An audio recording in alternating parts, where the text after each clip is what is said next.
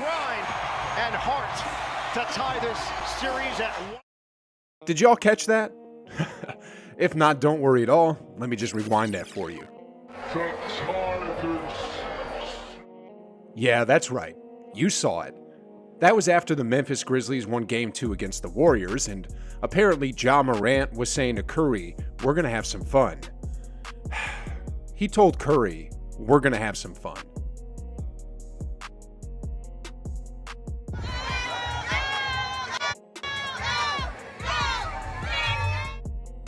Ladies and gentlemen, the Warriors may have just won the 2022 NBA championship, but along the way, some serious shenanigans happened, and today, let's travel back in time a bit and collect some of these receipts.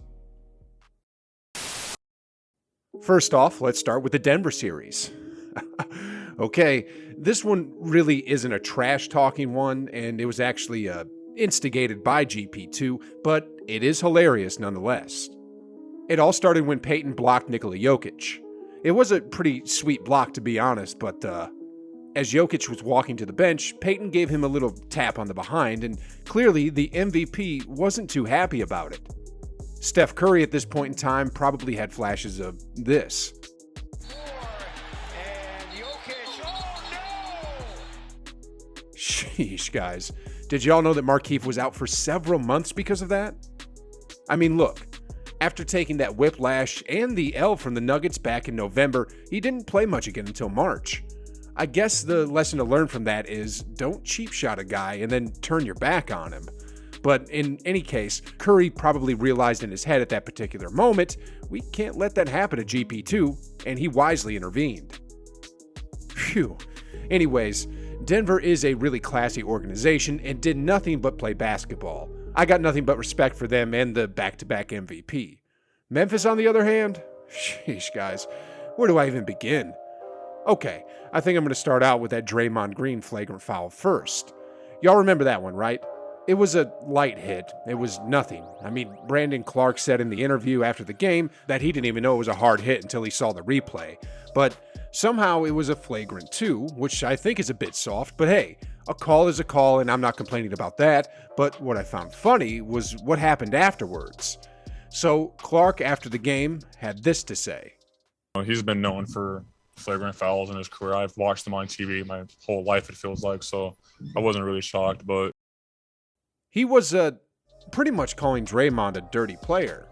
But then, just the very next game, Dillon Brooks almost ended GP2's career with a foul, and then not too long later, Draymond received an elbow to the face by Tillman and required stitches. Then afterwards, this is what the Grizzlies head coach had to say. To play more physical, obviously dirty's been thrown out there, but you know, I look at my locker room, I look at our culture and what we exude, we're the furthest thing from dirty. How are they going to call Draymond a dirty player, then do things like that, and then say things like that? My goodness. Anyway, the shenanigans with the Grizzlies doesn't end here either. Because after that Memphis Game 5 win, y'all remember this chant, right?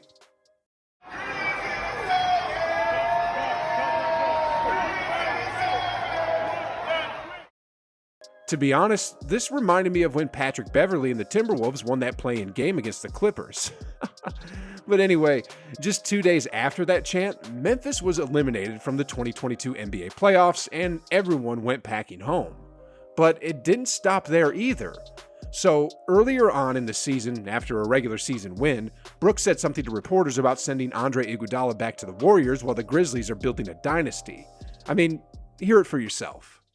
We all had the vision and he didn't, which is perfect. You know, send him back to the Warriors and let him, we were able to, you know, create something like this and, you know, keep building this dynasty. And then after the Grizzlies were knocked out of the playoffs, Brooks continued to talk, saying, "They know that we're going to come every single year. We're young and they're getting old, so they know we're coming every single year." Then, when Steph Curry was asked about Dillon Brooks and his comments, the 2022 Finals MVP had this to say. He said a lot of crazy things. He called himself a dynasty already, so you've got to figure. Steph has a really good point here. I mean, last season, the Grizzlies were bounced out of the first round. Then this season, they were bounced out of the second round. And here's Dillon Brooks calling themselves a dynasty? Sheesh, guys. I think Brooks uses the terms dynasty and a regular playoff team synonymously. Probably the same as when a certain person uses the words donate and pledge synonymously. Don't worry, guys. I'm not going to go that far. I'm going to keep this basketball related, and with that being said, let's go on to the next one. So, back to the Grizzlies for a second. On that same regular season where Dillon Brooks started going on his dynasty speech, his teammate Jaren Jackson Jr. also tweeted this: "Strength in numbers." He was essentially mocking the Warriors on their slogan, and Klay Thompson did see that tweet. And here's his response to it after they won the championship. There was this one player on the Grizzlies who tweeted strength in numbers after they beat us in the regular season, and it pissed me off so much. I can't wait to retweet that thing. Freaking bum. Sheesh, guys. This Grizzlies team, Morant trash-talked Curry, Dillon Brooks called themselves a dynasty, Jackson mocks the Warriors slogan, Brandon Clark calls Draymond dirty, then Brooks almost ended GP2's season, then Tillman elbowed Draymond to the point that he needed stitches, and then the Grizzlies head coach called themselves a clean team. And the funny thing about all this is they're probably going to get bounced out of the first or second round again next season. But anyway, let's move on to the Dallas series now. For the most part, Dallas was a clean team, but man, their head coach Jason Kidd is a bit crafty. Y'all remember that game where he told the dude to hit me when he was holding an ice and cola, which essentially gave the Nets a bit more time to talk things out? Well, I'm pretty sure that when the Warriors faced off against Dallas, Kidd was the main culprit behind this. Vacuums it in. Oh, and he threw it away. And see, that's the problem sometimes because, they're standing up. Sheesh, guys. You saw this, right? A member of the Dallas bench, wearing white, the same color as the Warriors jersey, was standing literally on the sidelines with his hands in the air like he was calling for the ball. As a result, Curry thought he was a Warrior in the corner and turned the ball over. In the very next game, a referee even told him to change his shirt. Can you change your color shirt? Yeah. Will you? I appreciate it. Yeah. Because it's the same color. But you know what? Jason Kidd probably told him, oh, sorry, and when I say him, I mean Theo Pinson. Kidd probably told Pinson to keep the shirt on because, look at that. Here he is again with the same white shirt. So then in the following games, he finally listens to the referee and changes his shirt color. I mean, look here. Look, guys, he listened to the referee and changed his outfit from white to black, but it wasn't a game where the Warriors were wearing black jerseys.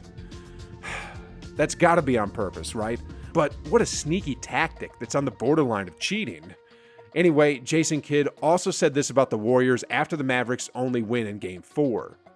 The biggest compliment we've gotten is that they got to play zone because they can't play us one-on-one, right? This is a championship DNA team. They're giving you a compliment that they can't guard you. It's pretty cool. They're on their feet, and their Warriors are going to the NBA Finals. Anyway, let's move on to Boston now. The first thing I got to say about Boston is, dang, these people love to sit on Steph Curry's ankles. I mean, first Marcus Smart back in the regular season, and then Al Horford back in Game 3. Oh my goodness, guys. Anyways, did y'all hear about that basketball rim thing they tried to pull off? Yeah, that's right. In Game 3 at the TD Garden, when the Warriors were warming up, they noticed something was off about the rim. I mean, they were practicing and something just felt different. Well, that's because something was different.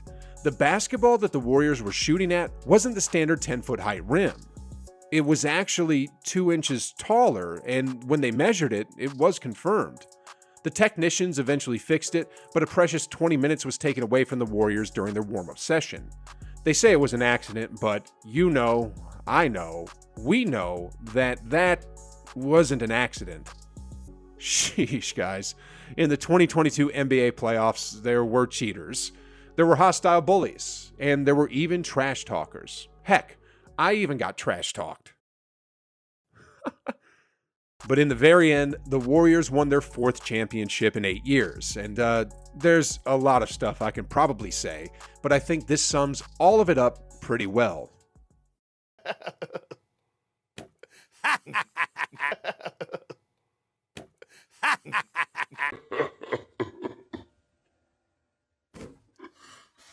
ha!